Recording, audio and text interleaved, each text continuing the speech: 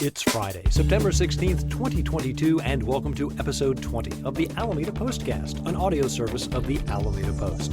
I'm your host, Scott Piehler. In this edition of the Postcast, the Planning Board addresses the draft housing element, Alameda Fire's CARE team gets academic and financial recognition, a beloved gallery closes, and yes, it actually is rocket science. These stories and more on this episode of the Alameda Postcast. Our top story: on last week's Postcast, I discussed how the city's draft housing element had won approval from the California Department of Housing and Community Development. This past Monday, the City Planning Board met to review the housing element and solicit public comment. As reported by Karen Jensen on AlamedaPost.com, the location of the 5,353 housing units to be added to Alameda by 2031 breaks down this way. The former Naval Air Station will account for 39% of the units, with 24% being on Alameda Point and the remaining 15% on additional surplus federal lands. The Northern Waterfront Priority Development Area will be 24% of the total. This includes areas such as the Encinal Terminals, Alameda Marina, and the former Pennzoil site. 19% will be added to the areas around the island shopping centers, with the Park and Webster districts adding 8%. The remaining 10% comes from infill building in residential districts R1 through R6. That 10% figure is divided up as 7% from accessory dwelling units and 3% from adding additional units within existing residential buildings.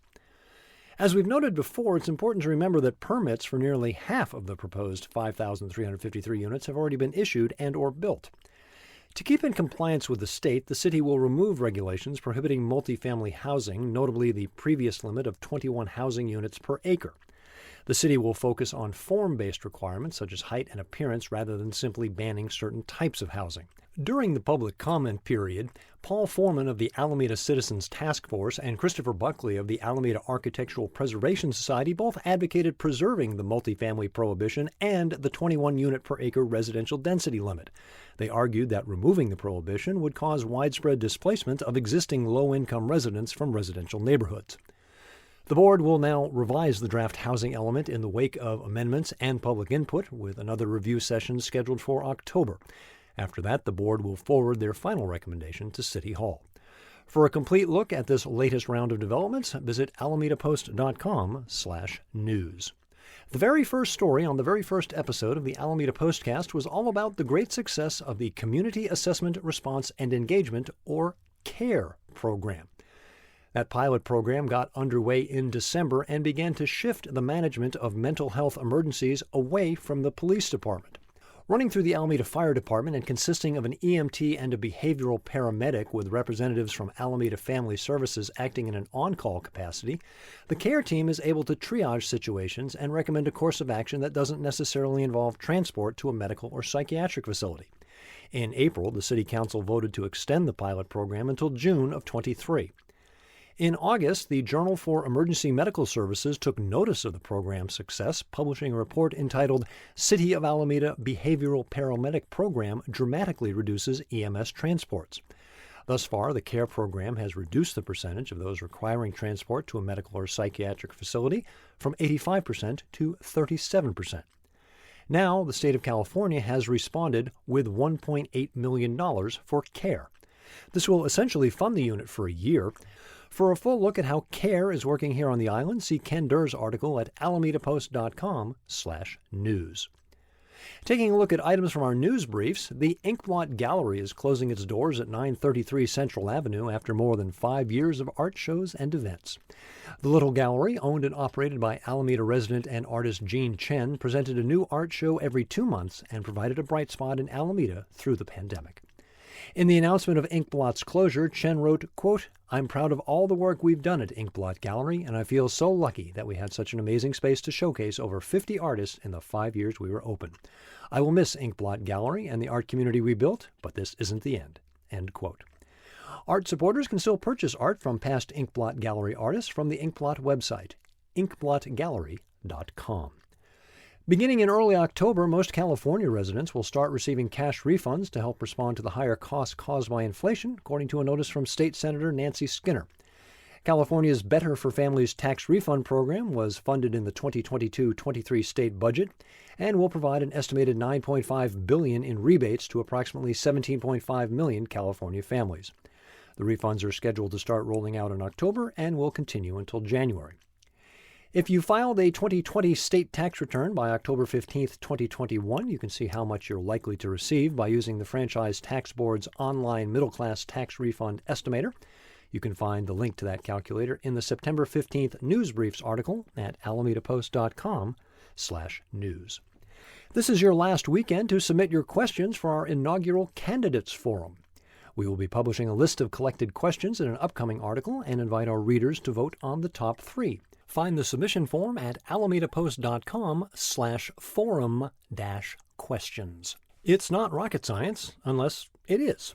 With facilities that were originally designed to handle things like the testing of jet engines, it should come as no surprise that Alameda Point has become home to a manufacturer of rockets.